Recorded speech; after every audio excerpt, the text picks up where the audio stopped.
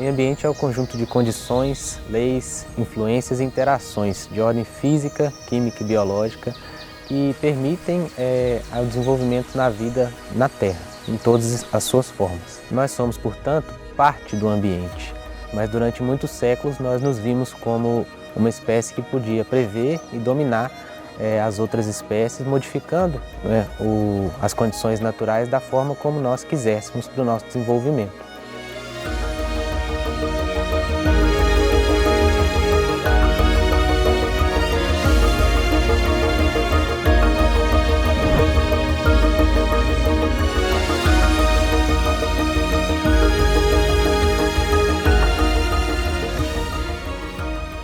Os desafios atuais, entretanto, têm nos mostrado que essa é uma visão ultrapassada e que esse modo exploratório que a gente utilizou como forma de desenvolvimento da sociedade no planeta, ele já não nos cabe mais. Um desses desafios que já é claro e evidente para a gente são as mudanças climáticas. As mudanças climáticas são uma mudança no padrão que a gente habitualmente observava das condições do clima, como temperatura e a precipitação, que estão acontecendo de uma forma muito rápida, muito veloz, por conta das emissões de gases de efeito estufa provocados pela atividade humana, com o consumo de combustíveis fósseis e a queima de combustíveis fósseis, a agricultura, o desmatamento e outras atividades que nós temos desenvolvido na nossa sociedade de uma forma muito intensa. Essa profusão de eventos de seca, eventos de chuvas intensas e mudanças muito radicais no clima, elas têm nos exigido pensar sobre como nos adaptar e como mitigar esses impactos. A forma como a gente via a agricultura, a forma como a gente vive em cidades, a forma como a gente organiza o trabalho, a forma como a gente cuida de nossa saúde e a forma como os biomas, a vida no planeta se desenvolve, ela corre riscos de alterações que sejam difíceis de superar.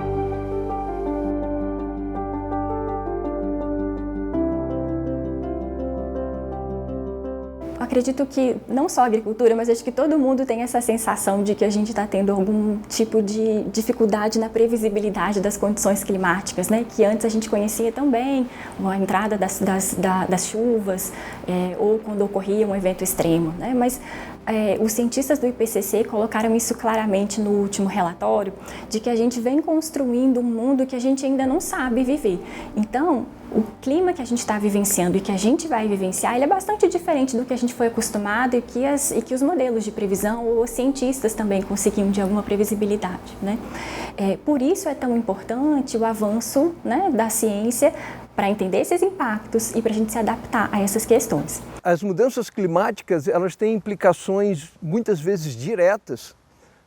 A gente viu isso agora, com o episódio Rio Grande do Sul, em que um evento climático completamente anormal, que ocorre com uma frequência muito rara,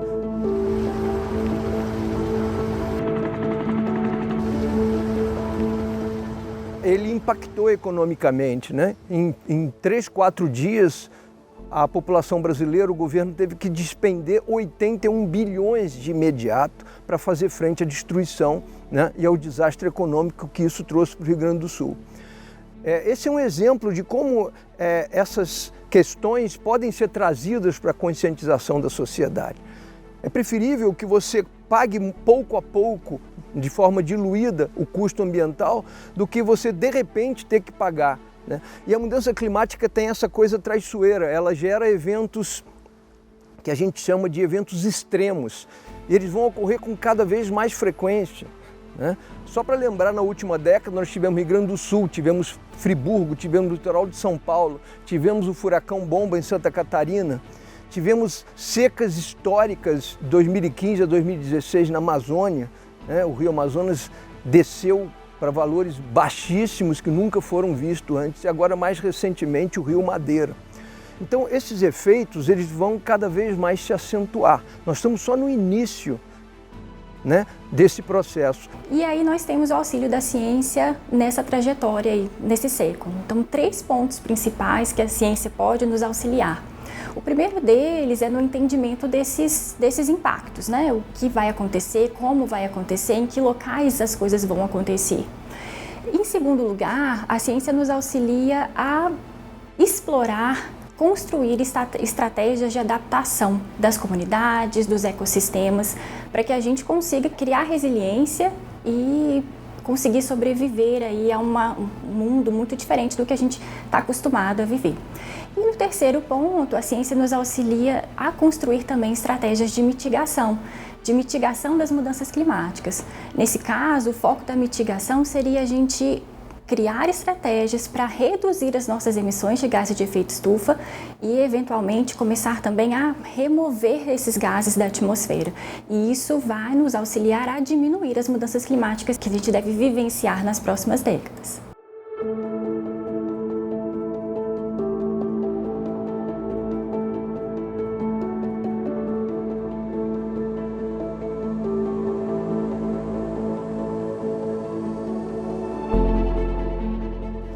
O Núcleo Terra Antar da UFV, né, que hoje é um dos principais projetos no Programa Antártico Brasileiro, ele tem hoje o maior banco de solos, com mais de 3.700 amostras guardadas aqui, que podem ser utilizadas por qualquer pessoa do mundo, né? E essas análises foram feitas, né, estão disponíveis em plataformas online. Então é um conhecimento que foi gerado, que vai ser usado no futuro, já está sendo usado, vai ser usado no futuro para modelagens muito importantes na predição dessas mudanças climáticas. Então isso está aqui nas montanhas de Minas, na Universidade Federal de Viçosa, e é um grande legado que esse projeto tem. Ele continua, né? Ele vai continuar ativo por muito tempo. Qual é a implicação que isso tem para o Brasil? Imensa, né? Foram essas massas que geraram as anomalias do desastre do Rio Grande do Sul. Então, estudar essas conexões Antártica, Hemisfério Sul e Antártica, Brasil, que são conexões diretas, são fundamentais para a gente fazer uma prevenção daquilo que pode vir a ocorrer. Nós nos anteciparmos. Isso é ciência, né? E do ponto de vista prático, as pessoas estão vendo o nível do mar aumentar, as cidades costeiras terem que gastar cada vez mais dinheiro, né, frente a esse nível do mar que sobe. Elas vão ter que fazer diques de contenção. O próprio caso de Porto Alegre foi um pouco isso, né? E, além disso, as correntes marinhas alteradas. Nós estamos detectando um colapso do equilíbrio, que a gente chama de equilíbrio do carbonato nos oceanos. Então a gente está tendo acidificação dos oceanos em função do degelo, em função da mudança de corrente e em função da poluição. Então é um conjunto grande de questões que tem que ser atacadas. Se a gente não cuidar hoje dos oceanos, nós vamos ter um colapso global muito antes de chegar no final do século. Isso a ciência sabe, mas a sociedade ainda não colocou para dentro isso, né? Digeriu e entendeu que tem medidas urgentes a serem tomadas. E são medidas individuais, mas são medidas coletivas, são medidas de política pública ampla, internacional, é governança global do futuro da humanidade que a gente está falando.